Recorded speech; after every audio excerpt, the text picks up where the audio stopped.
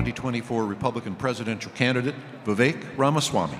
Thunder, thunder, thunder, feel the thunder, lightning and the thunder, thunder, feel the thunder, lightning and the thunder, thunder. All right, guys, I got a question for you. You want a pre-canned speech? You want to talk some truth? All right, put down these teleprompters. I'm not doing the pre-canned speech tonight. We're done with that. Let's get those down. We're going to go off script a little bit today. You're going to hear where we are right now as a country. Let's talk about the most important thing right now. Things have changed. I am deeply worried we are marching our way into World War III. Now, what we have is corrupt politicians in both parties that have spent trillions, killed millions, made billions for themselves in the wars in Iraq and Afghanistan. After 9/11, George Bush and Dick Cheney, they sent people my age to go die in the Middle East, racking up $7 trillion in national debt that did not advance anybody's interests.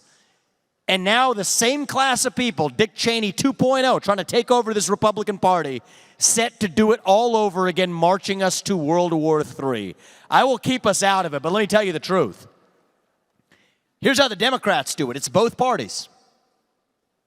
Joe Biden, his son Hunter Biden, gets paid a $5 million bribe from Ukraine, only to then have Joe Biden, his father, now the President of the United States, send $200 billion of our money, your taxpayer money, to that same nation of Ukraine.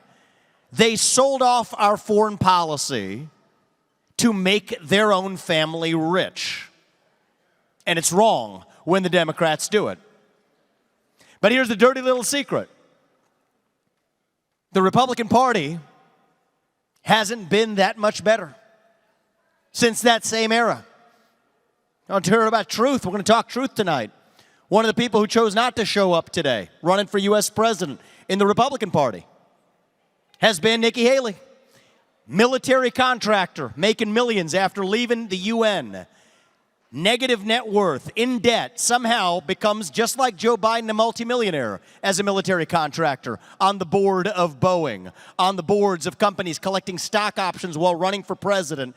These people in both parties are selling off our foreign policy to make their families rich. And I'll tell you this about the U.S. presidency.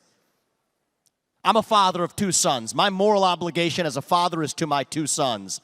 As your next president, my moral obligation is to you, the citizens of this nation. Not any other one, just this one, the United States of America. That is the moral obligation of the president of this country. And we have to remember that as we lead this nation forward. That's the choice we face in this primary. Do you want the Republican Party of the past? Do you want Dick Cheney 2.0?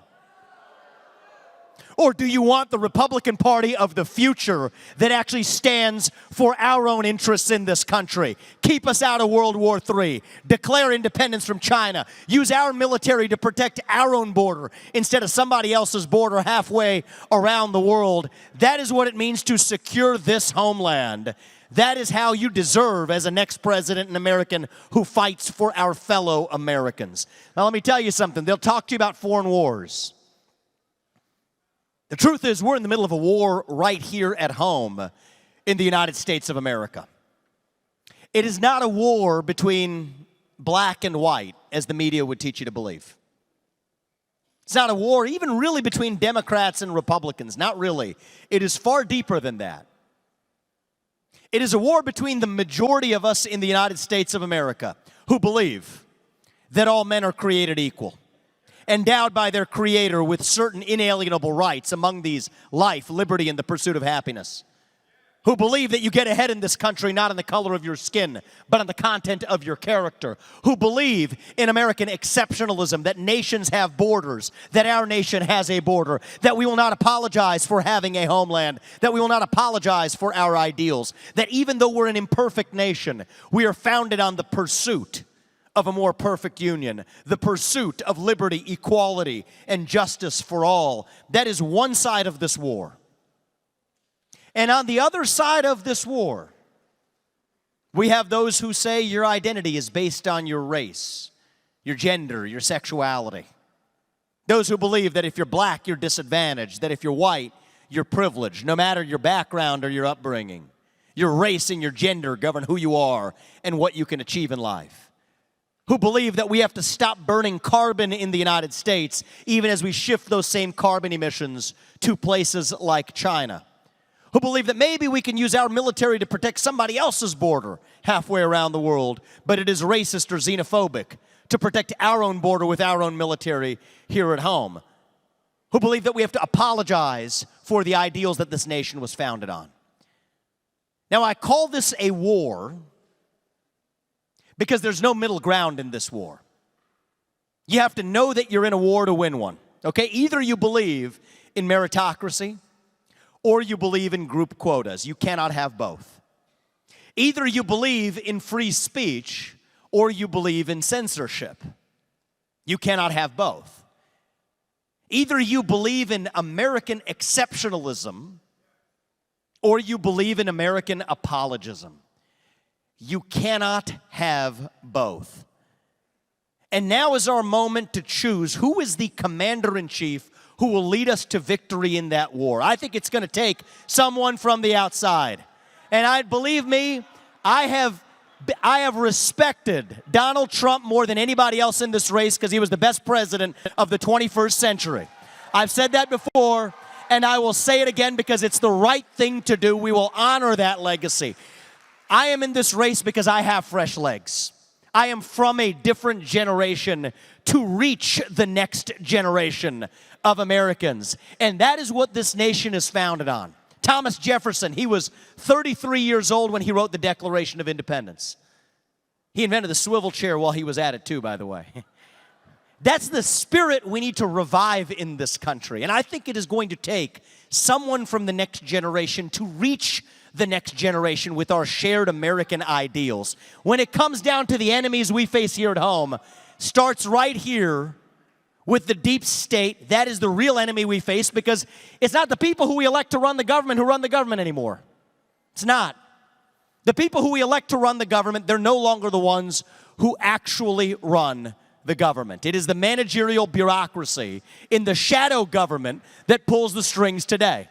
So if we want to fix that problem, we got to get in there and shut government agencies down. You can't just tinker around the edges. The FBI, the ATF, the IRS, the CDC, the U.S. Department of Education. We will get in there and shut them down. Fire 75% of the federal bureaucrats. Rescind a majority of the unconstitutional federal regulations that act like a wet blanket on the U.S. economy. You know what, if I can't work for you all as the next president for more than 8 years, which I think is a good thing, then neither should any of those federal bureaucrats reporting into me either. 8-year term limits for the bureaucracy. That is how we restore the integrity of a constitutional republic. Look abroad, who's our real enemy? It's not Ukraine. It's communist China. And today, we depend on our enemy, China, for our entire modern way of life, from the shoes on our feet to the phones in our pockets. You want to fix that? This is how we declare economic independence from communist China. That is the Declaration of Independence that Thomas Jefferson would have signed if he were alive today. That is the Declaration of Independence that we need to sign to move this nation forward. Independence from semiconductors, from pharmaceuticals, from our military equipment here in this country that we depend on. We cannot depend on our enemy for our modern way of life. Shut down the deep state at home. Declare independence from China abroad. But then we get to the real problem for how we win this war. We have to revive national pride in the United States of America. Young Americans, we are lost. I'm 38 years old. I'm the youngest person ever to run for U.S. president as a Republican. And I will tell you what is going on in our generation. We are hungry for a cause. We are starved for purpose and meaning and identity. At a time in our national history when the things that used to fill that void, faith, patriotism, hard work, family,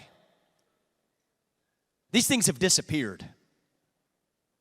That leaves a black hole in our hearts. And when you have a black hole that runs that deep, that is when the poison fills the void. Wokeism, transgenderism, climatism, COVIDism, globalism, Zelenskyism, depression, anxiety, fentanyl, suicide. Do you think it's an accident that we see the rise of these same poisons at the same time in our history? It is not. These are symptoms of a deeper void of purpose and meaning in our country. And for a long time, we in our party, we have been running from something. Race, gender, sexuality, climate, without offering a vision of our own, individual, family, nation, God. We have been running from something. Now is our moment, though, to actually start running to something, to our vision of what it means to be an American today. What does it mean to be an American? I'm an America First conservative, but to put this country first, we have to rediscover what this country is. Yes, people my age, that question, you get a blank stare in response. It's like a deer in the headlights. What does it mean to be an American?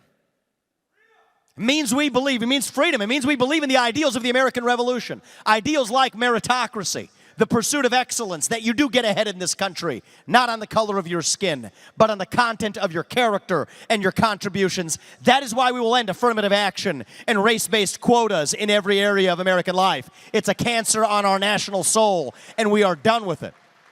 What does it mean to be American? It means we believe in the rule of law. And I say this as the kid of legal immigrants to this country. That means your first act of entering this country cannot break the law. That is why we will use our own military to secure our own southern border and our northern border too. That is what it means to stand for the rule of law.